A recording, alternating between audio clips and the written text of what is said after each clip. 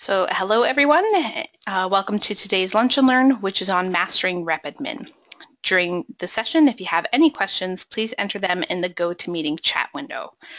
I will do my best to answer all your questions before the end of today's Lunch and Learn. After the session, I will be sending out a follow-up email, which will include related training documents and a copy of our Q&As from today. So let's get started. Just so you know, today's session is designed for publishers and intended only for those individuals who have responsibility for allocating and managing licenses for the schools. The best practice to log into RepAdmin is through an internet browser, but you can access it from within our desktop software as well. I have accessed it through Google Chrome and I am already signed in. So we'll first take a look at our home screen here. This is where we can see our balances, but we're going to quickly just take a look at our user profile. So I'll click the profile button.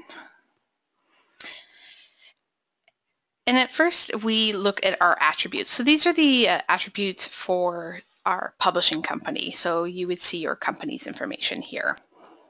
You can update your contact person, phone number, email, fax if need be, and you can also change your password.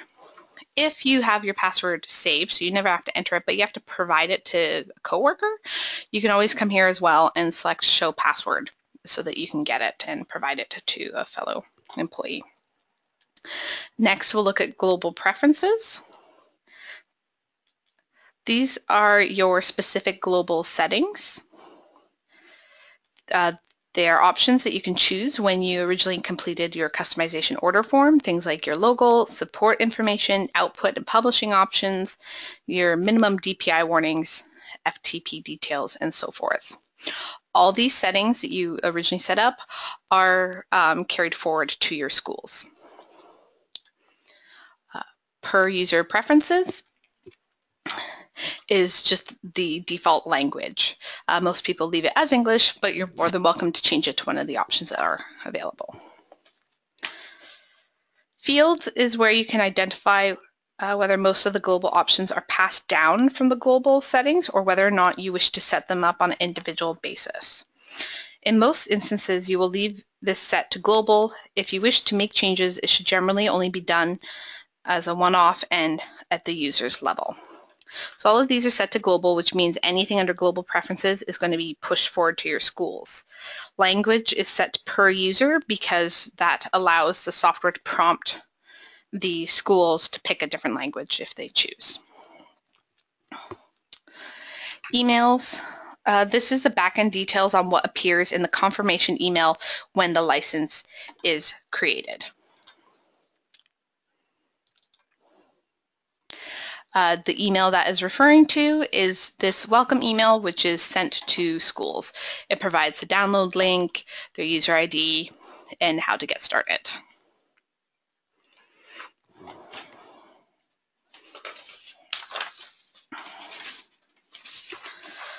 So now I'm going to go back to the main screen by selecting our license balances option here, and we'll take a quick review with the different license types. So for the desktop software, we have a couple different versions. We have at school and we have in-house. Our at school is when the software will be downloaded and installed by at least one representative at the school for them to use on their computers. In-house is when you, the publisher, are designing the books for the school and the school never activates the software. In-house licenses do not require remote storage added, as each publisher has their own remote storage folder that can be used to store all in-house projects. Then each at-school or in-house has two options: less than 400 or more than 400. This count refers to the PSPA files that are used on picture day and provided to do the class pages. It does say students, but it is referring to the overall head count. So if the PSPA including staff is 401, then that school will need a more than 400 license. If including staff it's 350, then a less than will do the trick. And same for in-house. We also have our online licenses. Oops, right there. There's no software to be installed, and it comes with 80 gigabytes of remote storage. It allows the school to design exclusively in online using a template gallery, which provides a quick and easy book creation.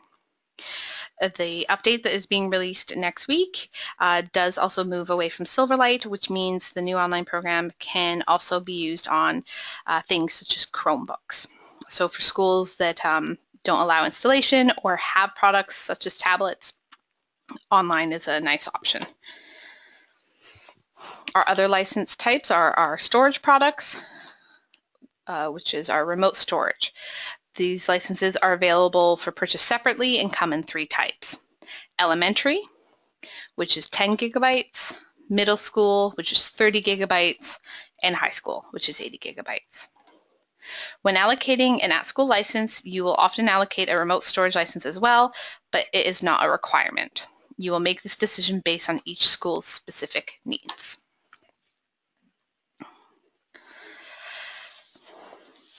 So next, we'll take a look at how we actually go about allocating licenses.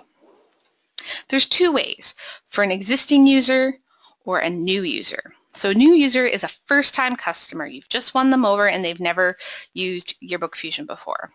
So to set up a new user, on the left-hand side under the reseller menu, we have allocate licenses. We will select the new user option. The desired parent rep will be your company unless you've previously set up sub-reps and it's going to belong to one of them.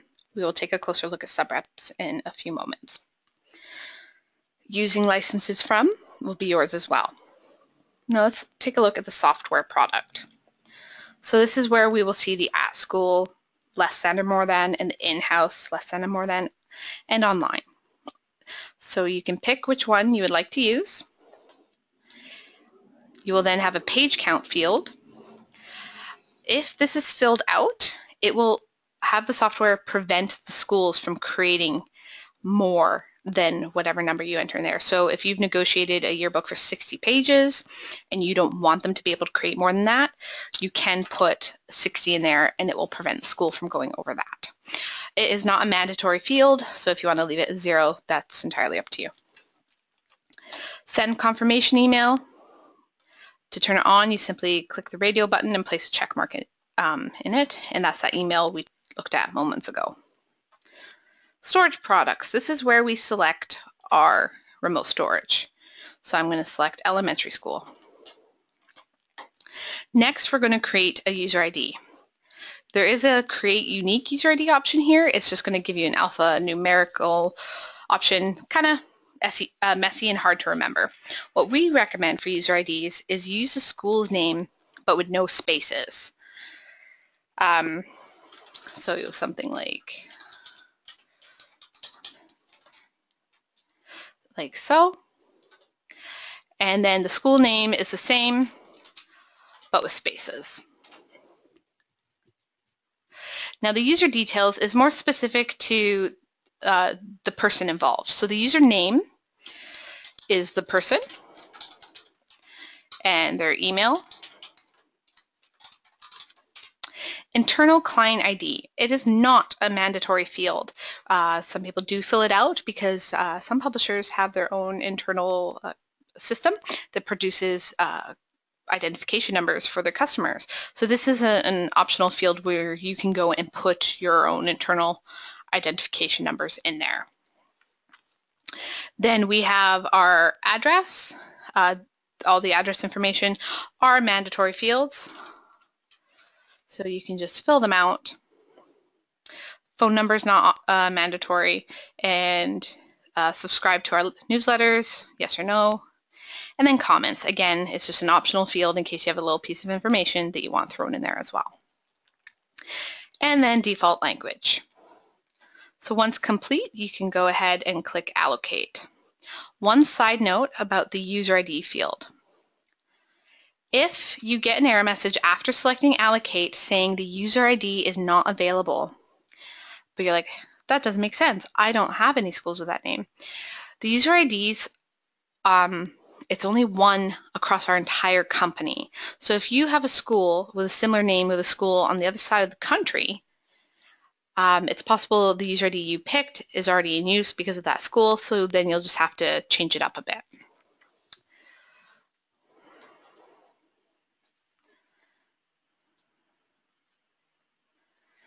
So next, we'll take a look at allocating licenses to an existing user. To do this, we'll go back to the Allocate Licenses menu, but this time we're going to do Existing. This will give us a list of our users.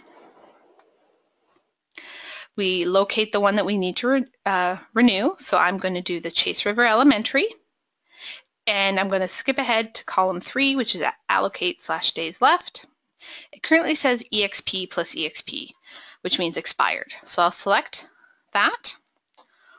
You will see our allocation screen, so make sure the parent and using licenses from is okay.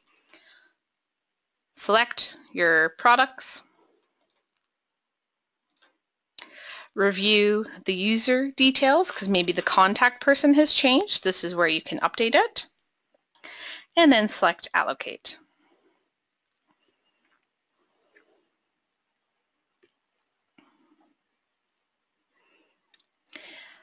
I did not send the confirmation email that time, so what I could do is click on the link here to see their profile and come over to their Purchases tab,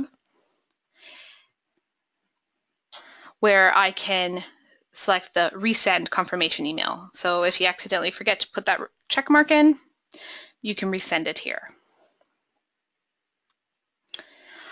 While we're on the Purchases screen, we'll also take a look at refunding and converting licenses.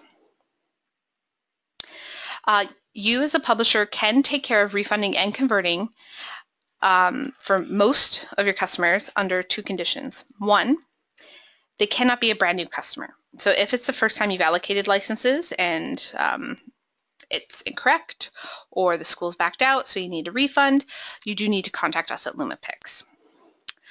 Or if it's over 60 days. So if, say you've had the school for the past 5 years, good, but they've had the license now for 90 days, you need to reach us and we can take care of it for you. And that's for both refunding and converting. But if you meet the requirements where you can do it yourself, you would look up your school, come to the Purchase tab, and then as you can see, we have refunding and convert software.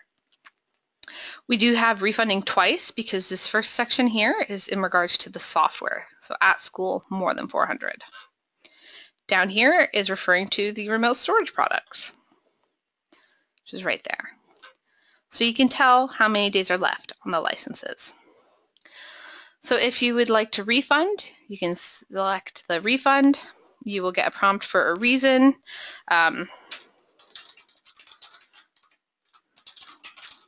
Just enter a brief description and select OK. To get back to the screen, I'll select Purchases.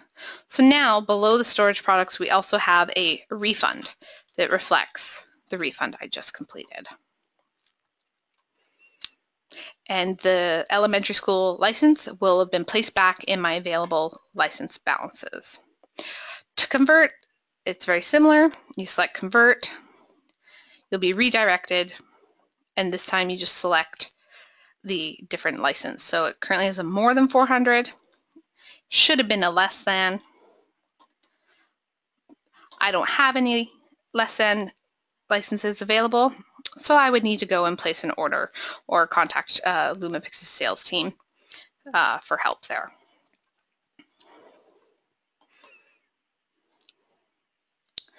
So now we're going to take a look at the different report options. So under reports here on the left-hand side, I'm going to select users. This is another way to see your list of customers. Currently, mine is showing active and expired schools. If I only wanted to look at the schools that are active, I can come up here to the Include Expired Licenses option, remove the check mark, and hit search, and it will refresh the list. So the organization column is the name of the school. The profile column is actually a hyperlink, and that is how you can get to the profile and the purchases tab. The allocate days left is the number of days left on licenses.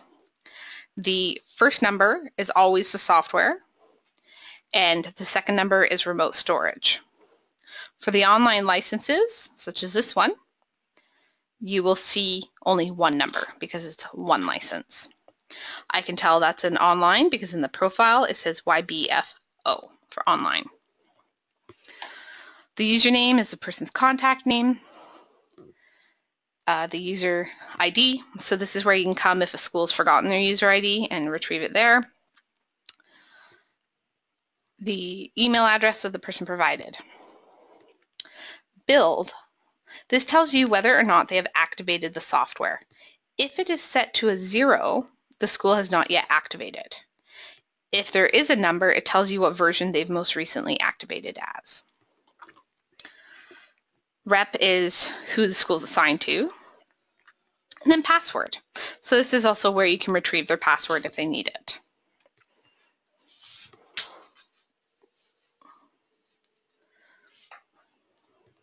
In order to have a clear understanding of what is going on in your accounts, you want to be very familiar with these reports.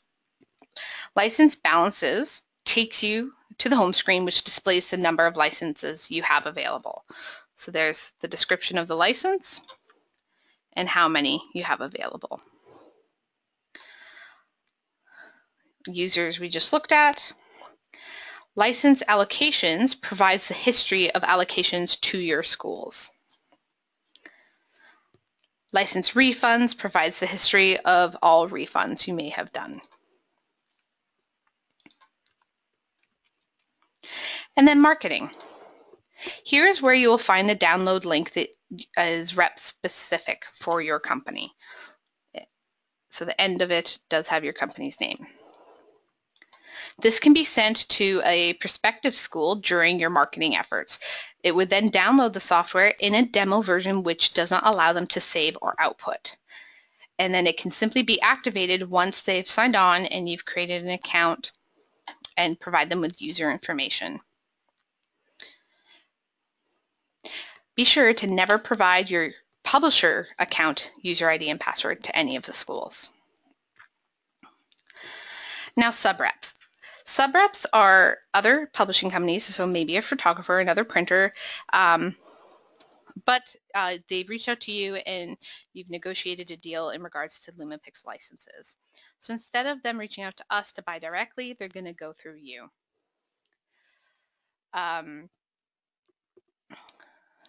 To create a subrep, on the left-hand side under Distributor menu, you go to the Create Rep. You leave it as child of, and then you can create the rep.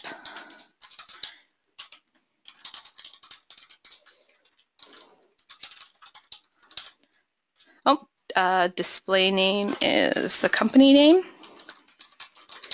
and the rep ID, is the user ID, so it should have no spaces.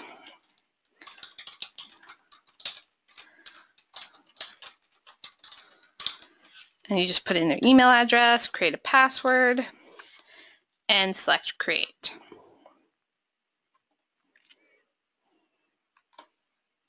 You can view their profile by clicking on the link, and there's their profile.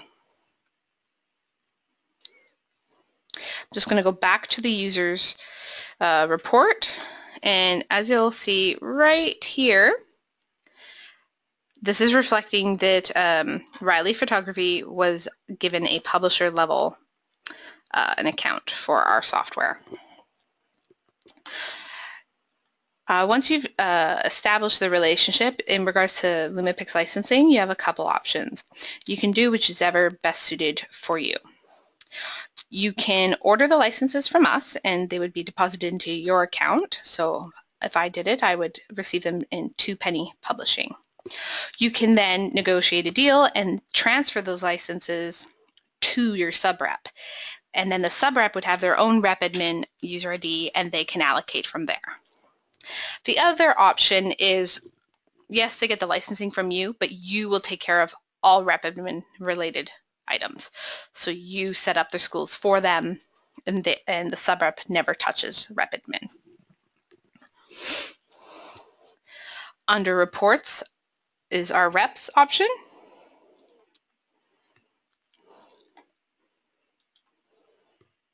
This is the update child reps window. Here you can update the contact information for any of your subreps. License transfers shows a report of all the transfers that have occurred, including the transferring of publisher licenses.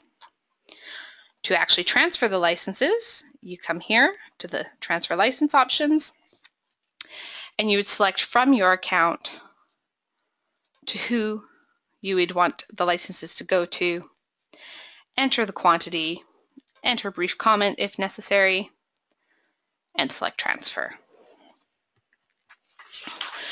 So that brings us to the end of our Mastering Rep Admin Lunch and Learn. I'd like to thank you for attending. I will now open up the session for any Q&As.